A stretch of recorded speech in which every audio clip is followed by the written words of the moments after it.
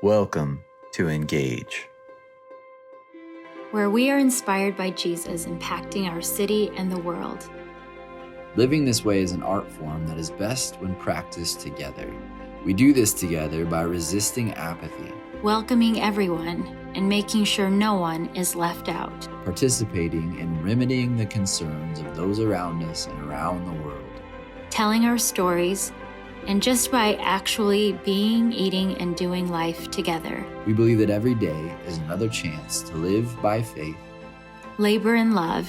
and endure with hope. Join us, create with us, as we follow the brushstrokes of the Creator. Welcome to Engage.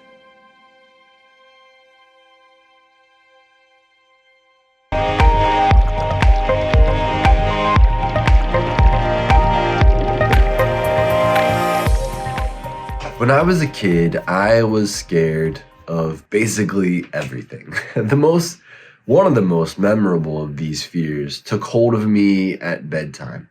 And it was at that time that my little mind, formed the way that it was, convinced me beyond the shadow of a doubt that if I closed my eyes, something bad would walk through my bedroom door. It wasn't like a maybe, it wasn't like a could be, it was for me 100%. So I didn't. I would not close my eyes. I laid there awake, looking at the door, terrified. Now, my parents, I think for just a lack of knowing what to do, and not wanting me to come to the room every 5 minutes, they got me this small television. And I tuned that thing to ESPN, and I would watch it until the wee hours of the morning when the monster trucks came on. Don't know if you know, but in late 80s, early 90s, the monster trucks would come on in really early morning time on ESPN. And that was about the time that my little body couldn't take it anymore, and I would finally fall asleep. And I think about that little guy and just the physical act of sleeping, just being able to close my eyes at bedtime. Being able to accomplish that physically would have helped me. I would have gotten a lot more sleep. But I realize now that it wouldn't have fixed the problem. There were broken systems of fear, obviously, but also of hope that needed to be addressed in my life. Why did I think that keeping my own eyes on the door would save me? What was underneath this belief that if I closed my eyes, there was nothing or no one to carry me, to protect me, to get me safely through the night? There were all these deeper things that were going on. And the truth is that I'm still in the process of dealing with those deeper things more than 30 years later. It is very hard work, and it includes a lot of tough questions. In John 5, 1-9, it centers around what seems to be a very simple question. And this is what it says. It says, sometime later, Jesus went up to Jerusalem for one of the Jewish festivals. Now there is in Jerusalem, near the sheep gate, a pool, which in Aramaic is called Bethesda, and which is surrounded by 5 covered colonnades. Here, a great number of disabled people used to lie, the blind, the lame, the paralyzed. One who was there had been an invalid for 38 years. When Jesus saw him lying there and learned that he had been in this condition for a very long time, he asked him, "Do you want to get well?" "Sir," the invalid replied, "I have no one to help me into the pool when the water is stirred. While I am trying to get in, someone else goes down ahead of me." Then Jesus said to him, "Get up, pick up your mat, and walk." At once the man was cured. He picked up his mat and walked. The day on which this took place was a Sabbath. Do you want to get well?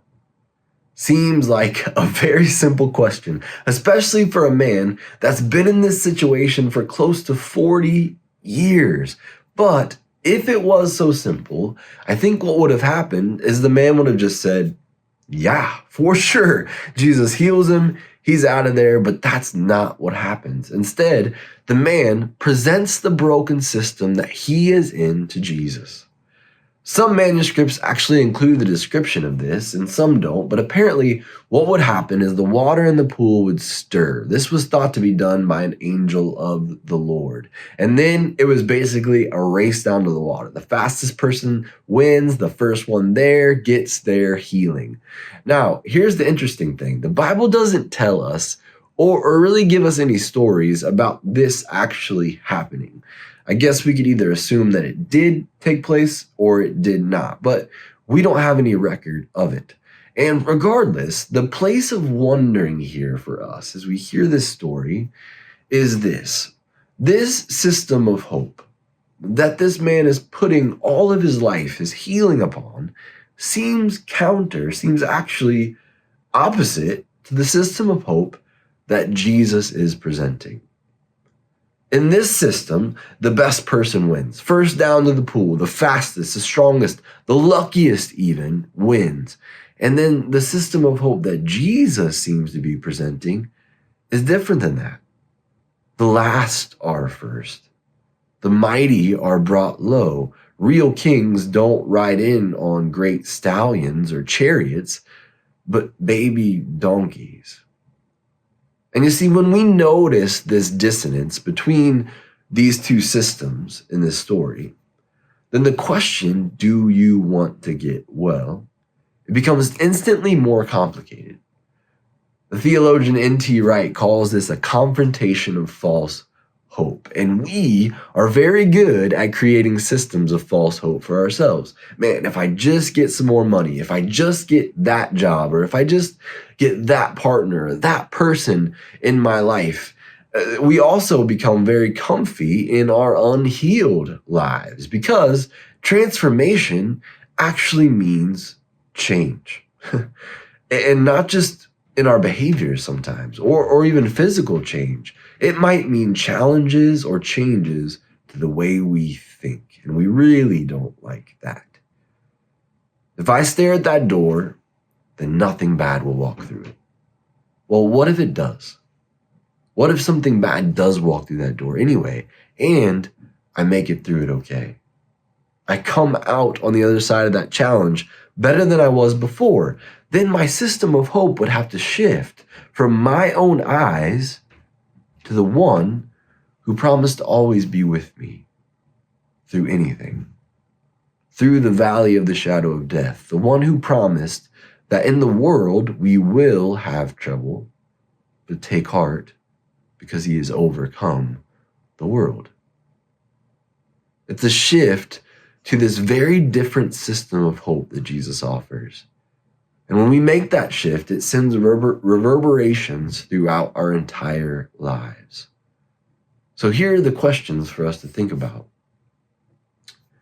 Are there false systems or sources of hope and security in your life that you need to replace with the actual hope that Jesus offers? Are there false systems or sources of hope and security that you need to replace with the hope that Jesus actually offers and teaches? Are we willing to be transformed and take on all the responsibility that comes with true transformation? And are you willing to have the way you think about things challenged or changed? Do you want to get well? Take a moment to ponder these questions in your own life.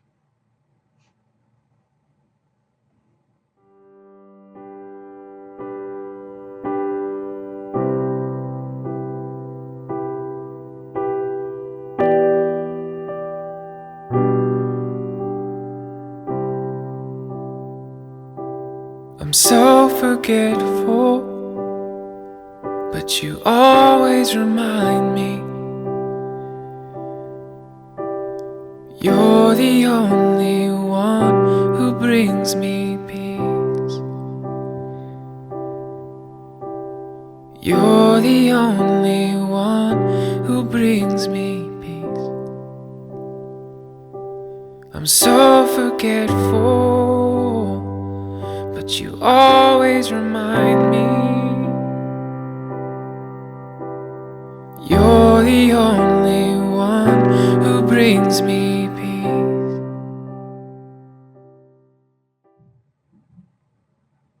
The end of this story is as simply complex as its beginning. The man presents the broken system to Jesus, and Jesus simply replies by saying, "Get up, pick up your mat, and walk."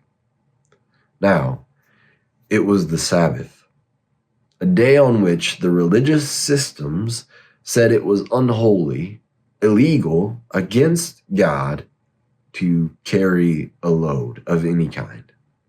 So here, the man has a choice. Close to 40 years sitting by this pool, 40 years believing in a false system of hope, being a product of a false system of hope. And now he has the chance to change, to be truly transformed. What would he do? It tells us at once the man was cured. He picked up his mat and walked. And so the healing could begin. Question, what about you? Do you want to get well? What will you choose?